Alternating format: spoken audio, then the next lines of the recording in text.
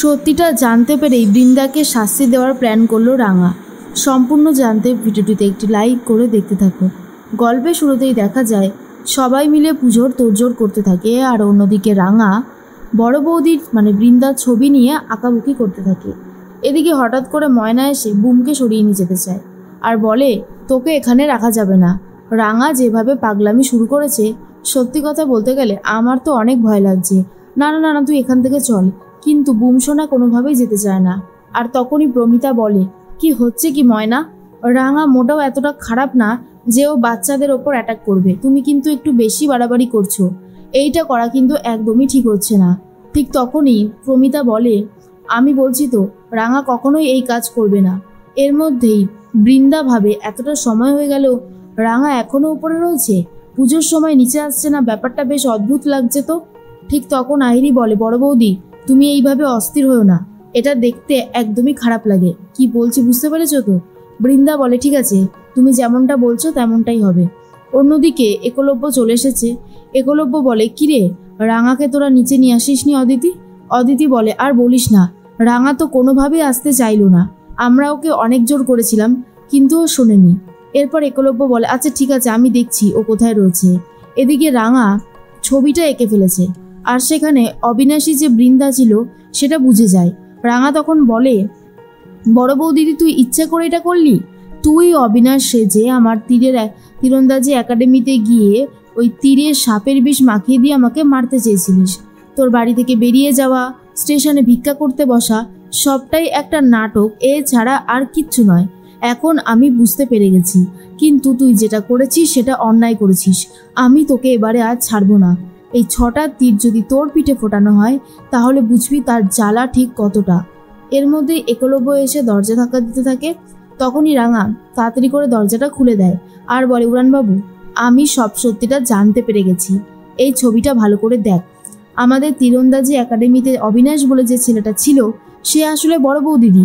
বড় বৌদিদি বাড়ি থেকে বেরিয়ে যাওয়ার নাম করে আমাদের তীরন্দাজি একাডেমিতে গিয়েছিল, আর সেখানে ছদ্মবেশ নিয়েই আমাকে মারার পরিকল্পনা করেছিল।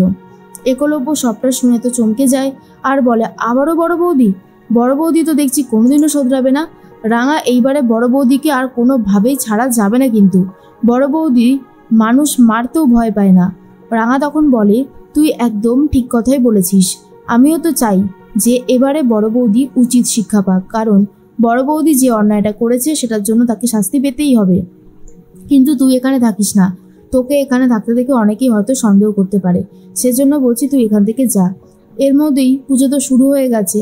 প্রমিতা একলব্যকে জিজ্ঞেস করে, কিরে তুই একাই নেমে এলি, রাঙা আসবে না? প্রমিতার কথা শুনে একলব্য উত্তর দেয়, রাঙামতি নিজের ঘরে রয়েছে, ওর শরীরটা ভালো লাগছে না, ও বিশ্রাম নিচ্ছে। প্রমিতা বলে, ঠিক আছে। কিন্তু একলব্য পুজোর মাঝখানেই মায়ের সাথে এসে ফিসফিস করে কথা বলতে থাকে আর বলে, ও কেসে তদন্তের জন্য উপরে রয়েছে, ওকে নিয়ে এত ভেবো না। বৃন্দার মনের মধ্যে সন্দেহ বাসা বাঁধে আর ভাবে, রাঙা যখন এখনো আসেনি তার মানে কোনো একটা গন্ডগোল আছে, আর আমাকে সেটা যেভাবেই হোক খুঁজে বার করতে হবে। এর মধ্যেই বৃন্দা তো আসছিল, আর রাঙা বৃন্দার ঘরে চলে গিয়ে ভালো করে ঘরটা সার্চ করতে থাকে, কিন্তু সেরকম এখনো কিছু পায়নি। অন্যদিকে বৃন্দা আসছে ঘরে। তাড়াতাড়ি করে রাঙা লুকিয়ে পড়ে। বৃন্দা ঘরে এসে দেখে ঘরটা বেশ এলোমেলো হয়ে রয়েছে। তখনই বৃন্দা ভাবে, ঘর কেউ সার্চ করেছিল, আর এটা খুব ভালোভাবে বোঝা যাচ্ছে। তাহলে রাঙা তাহলে পুরোপুরি পাগলামির নাটক করছে।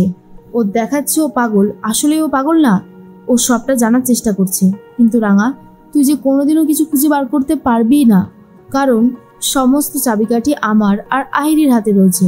আমিও দেখতে চাই তুই কিভাবে সব সত্যিটা খুঁজে বার করতে পারিস।